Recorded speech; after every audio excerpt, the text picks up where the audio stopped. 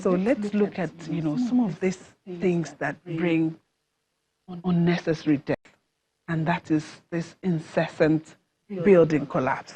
So a few days ago, a two-story building collapsed in the Bariga area of Lagos State, southwest Nigeria.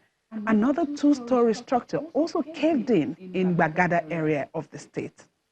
Thankfully, no life was lost in the two incidents, because most of the time when these things happen, we hear of casualty figures, in double digits. But we thank God. So, but unfortunately, this was not the case in Plateau State, where 3 people lost their lives in July during the collapse of a two-story building in Dilimi community in Jos, the state capital.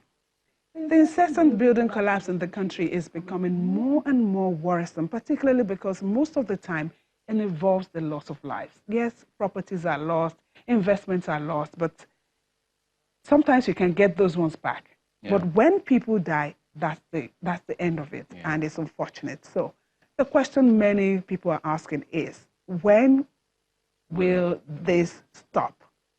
And we're going to put this question to our guests. We have in the house an architect and construction.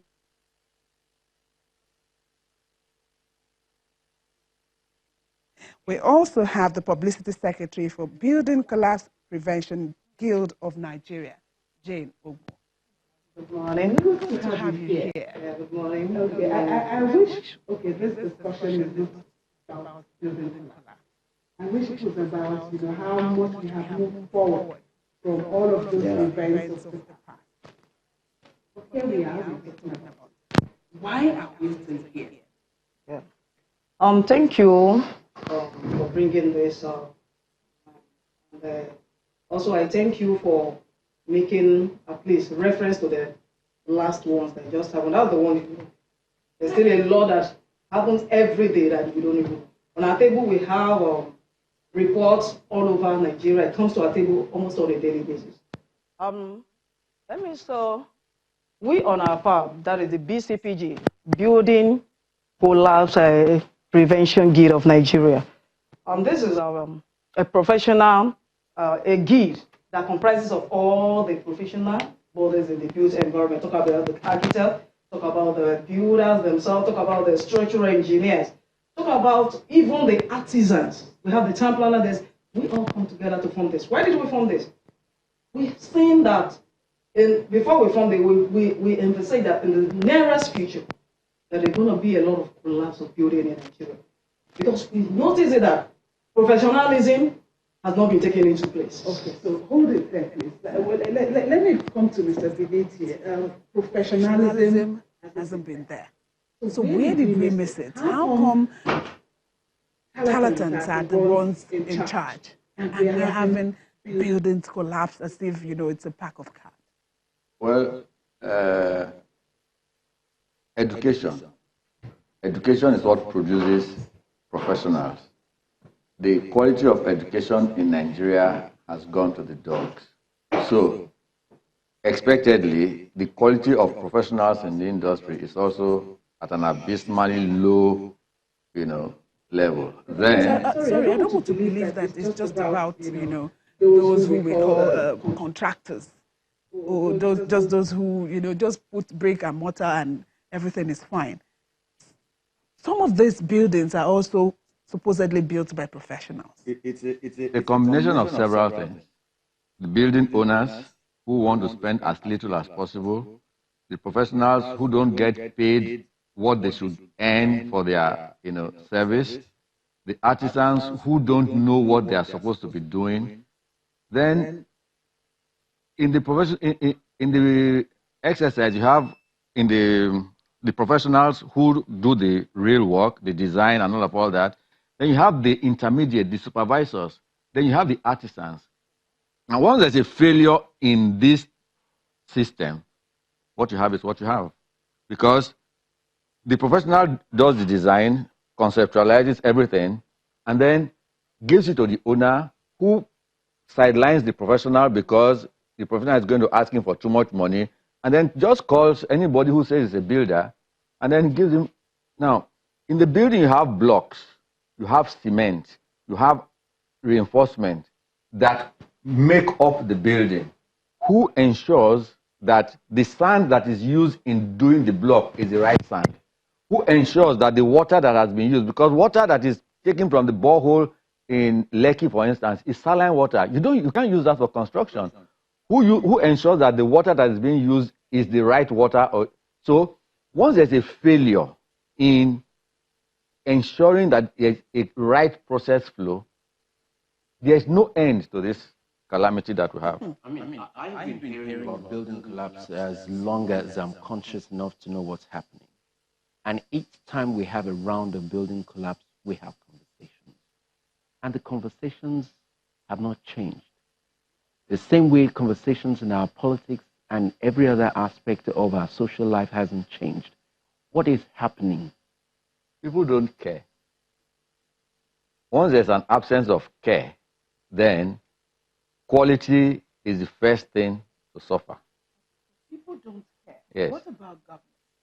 Government is made up of people. I know that there are rules.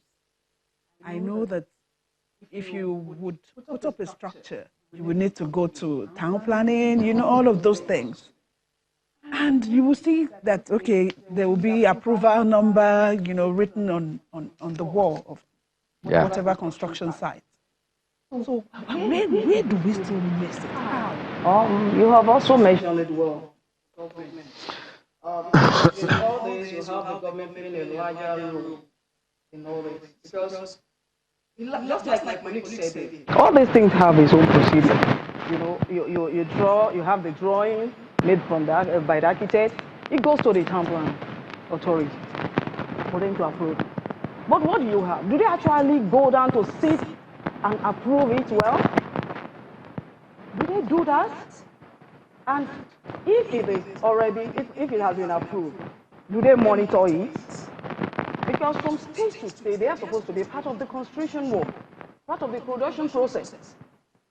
You find out that most of this collaboration we're talking about, I still go out to say that there's no professional in there.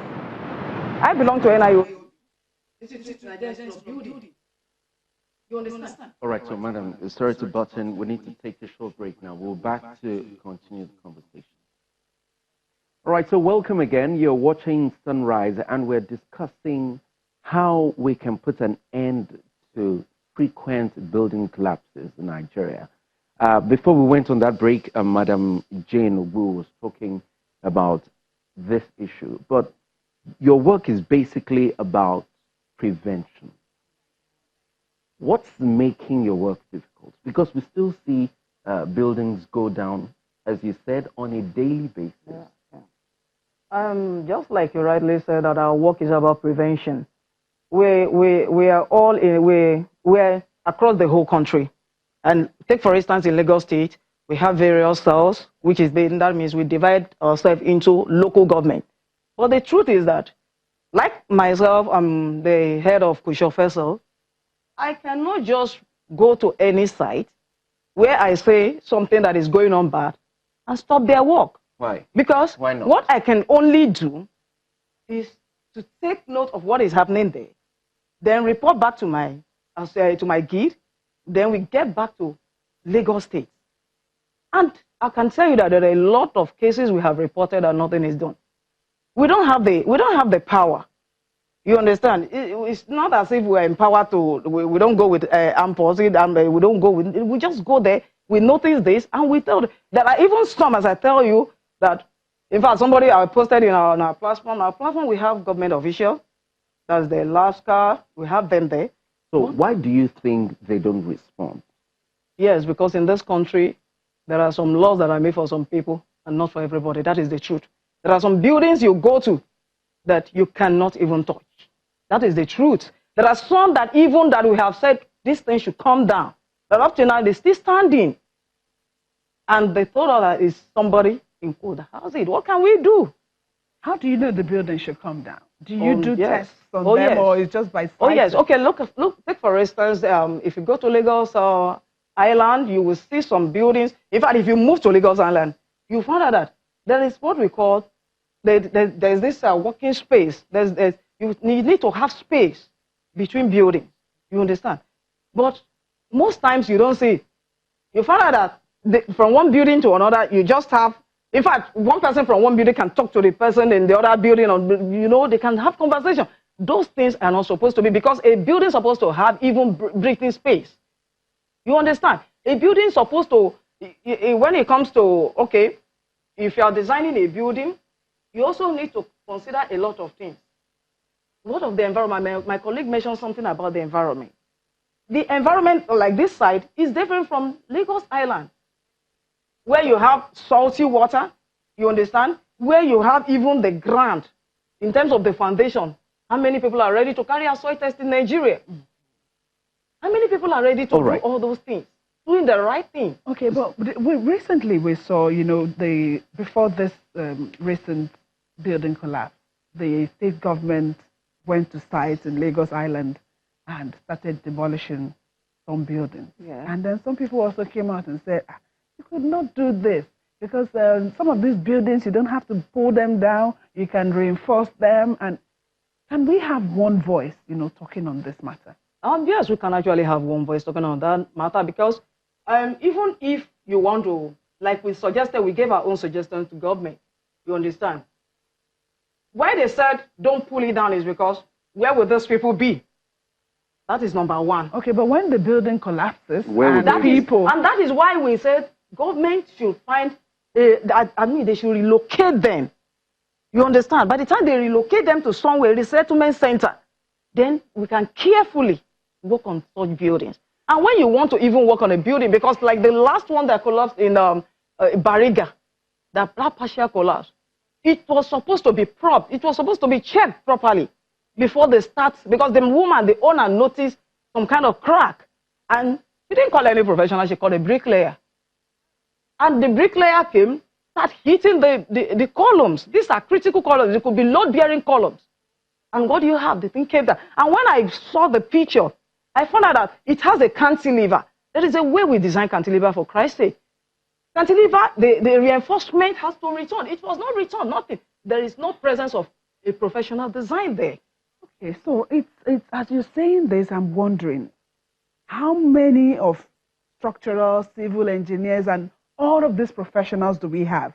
And two, we have heard time and time again how exorbitant the fees can be. So can we also look at that area, Mr. Benitier? Can we look at that area and say, okay, professionals, yes, you've gone to school, you're a professional and you should be paid, the way you should be paid.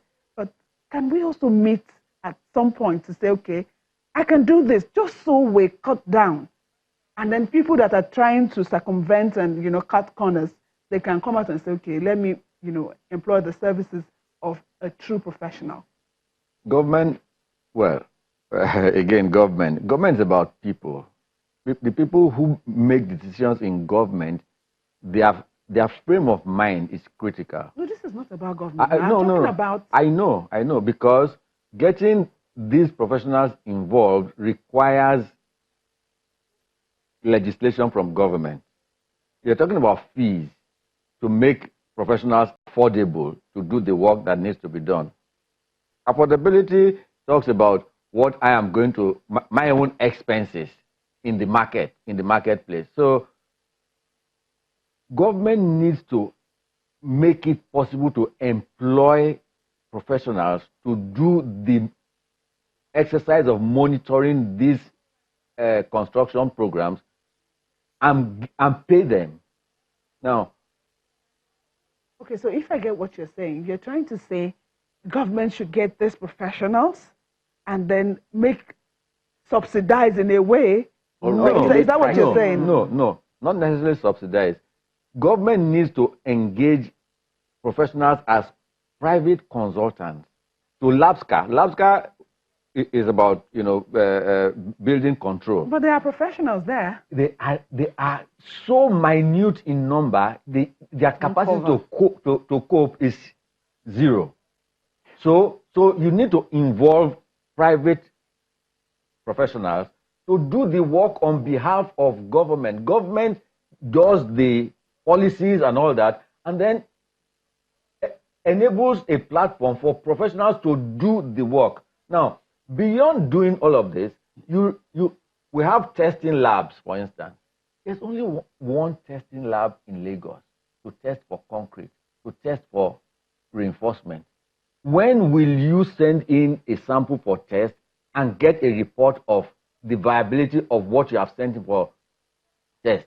So testing labs need to be set up in every local government to make this whole process quicker. Then build, because everybody wants their buildings up yesterday. Today it's already too late.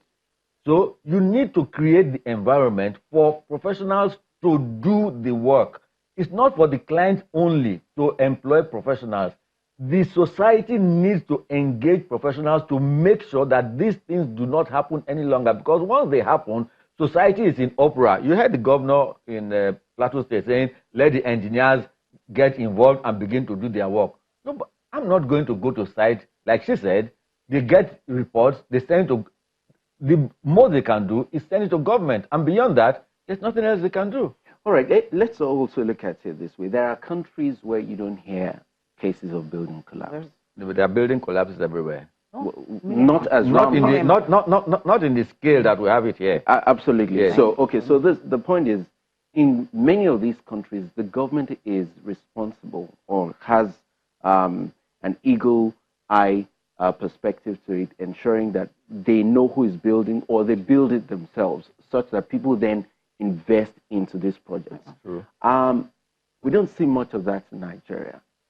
Look at the FESTAC structures that we have. I'm told, I've never lived there, but I'm told that the FESTAC buildings is difficult to even put a nail to the wall because of how powerful, how strong the structure is. And this is a government project. Could we advocate that government takes over these things so that we don't see these cases, or we've long passed that threshold? Look, the reality is government can't build. Government employs private companies to build. FESTAC was built by private organizations. But there were standards that were adhered to. Now, where standards are not adhered to, somebody has to pay the price for not adhering to those standards. Somebody has to be held culpable for when things do not happen the way they should happen. As long as nobody is held culpable, then the standards continue to drop. Because if Mr. A does it and gets away with it, then what prevents Mr. B from doing it in the hope that he will also get away with it? So, government's role in these things, like I said, is oversight. Ensuring that those of us who are in private practice do what we are supposed to do. When we don't do what we are supposed to do, the hammer slams on top of us. People get sent to prison for this. People are sanctioned. Their licenses are withdrawn. They can never practice as the same way medical doctors' licenses are withdrawn, the same way lawyers' licenses are withdrawn. Let it begin to happen in the building industry. And for your information, building collapse, is two ways or two types. Fresh buildings, developing buildings under construction, and then old buildings. Why would old buildings collapse? Buildings that have lasted for 40 years, why would they suddenly collapse? A structure is set up by putting cement, sand, and aggregate together to make it stand. How do you bond them together? You put in water. And then when it dries up, and then by getting the water out of the system.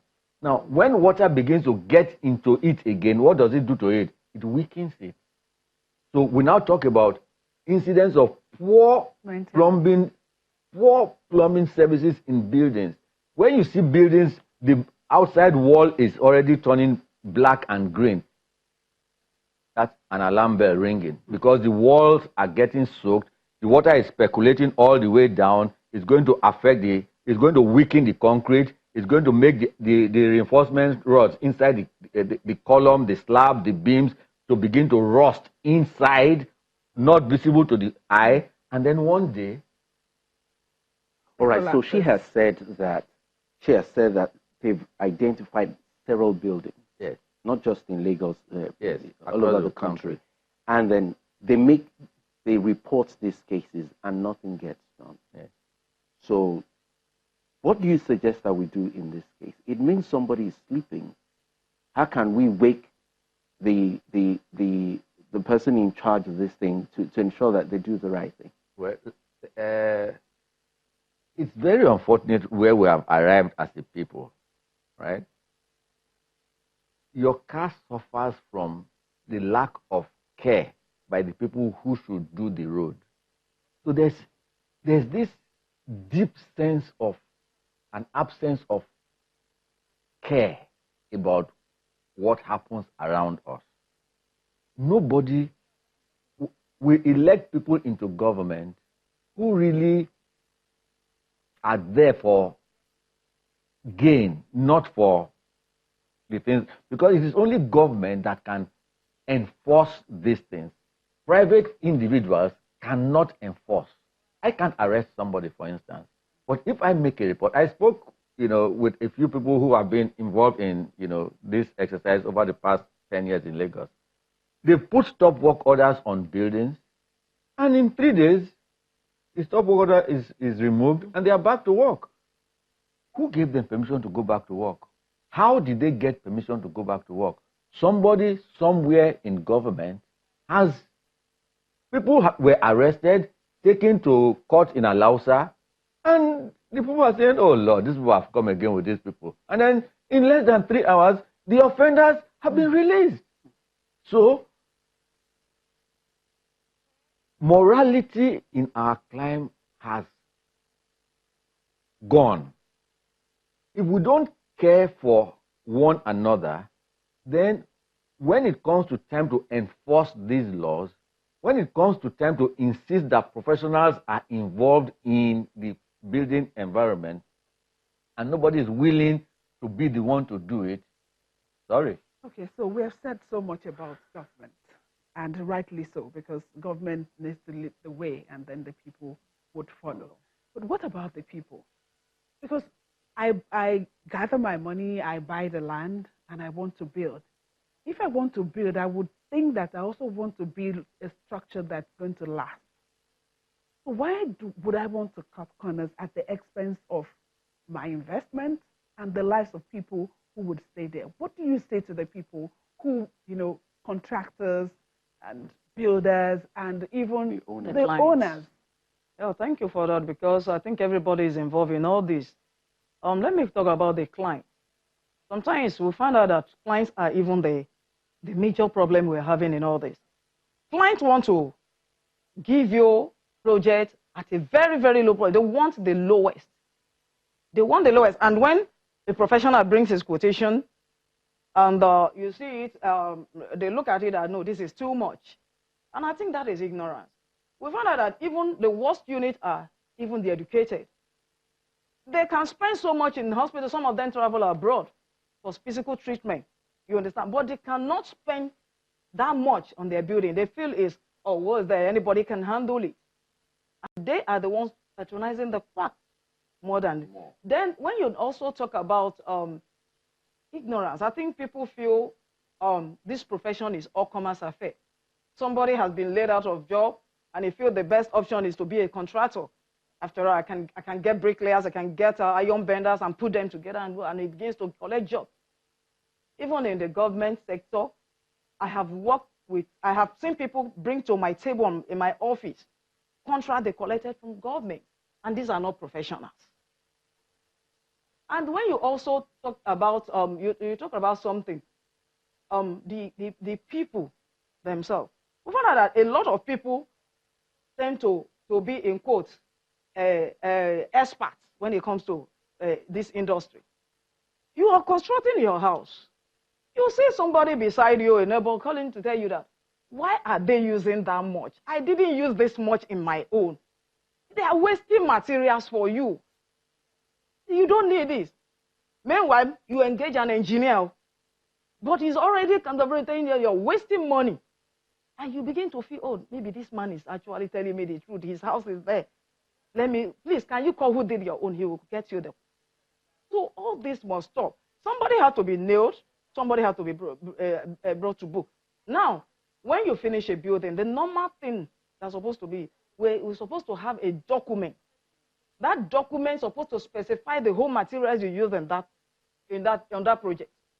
The materials where you bought them, so that in maintenance sake, when they want to replace it, it will be stated that, okay, this thing we used was bought as also, this is the material because there are some that you can't see physically, they have been embedded, probably embedded into the concrete. The pipes are already in the, you don't see them. So there is supposed to be a document that will have all the report, everything, and everybody that did one particular work or the other should sign in that document. That document will be handed to the client, and a copy should go to the government, and government has to sign also. With that document, anybody can be traced at any given time when a collapse happened, that, okay, this person did this person did that, this person did that. I mean, with that also, the professional that did it, it will even be easier for us in the institute to say, okay, this person did this, we can hold this license and withdraw it. That is the technique. And government also help us in that aspect. Any building of any sort, it shouldn't be high-rise, even bungalows. All right, so how do we ensure that no more buildings go down in Nigeria? What she said is very important.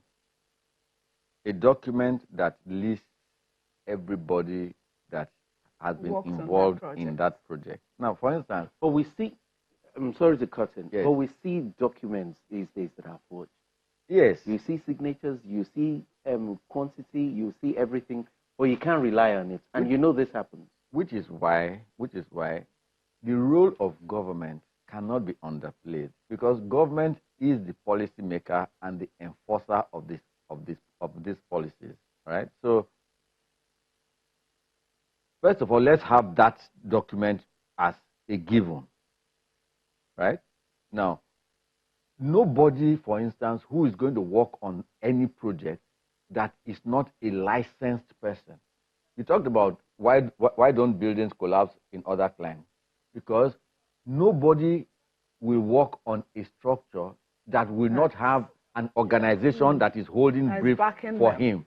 Okay, so when things go wrong, we go to the organization. Okay, so we need, you know, a process to be put in place, just so, and the process followed rightly. Yes. Thank you so much for coming on this morning. We've been having a chat with the Publicity Secretary, Building Collapse Prevention Guild of Nigeria, Jane Ogbu, and an architect, construction, and plumbing solution, Mr. Ovie Benitier. Thank you for sharing your thoughts with us this morning. Thank you very much for having me. Okay, so we take another break, and Sunrise will be back in a moment. A moment.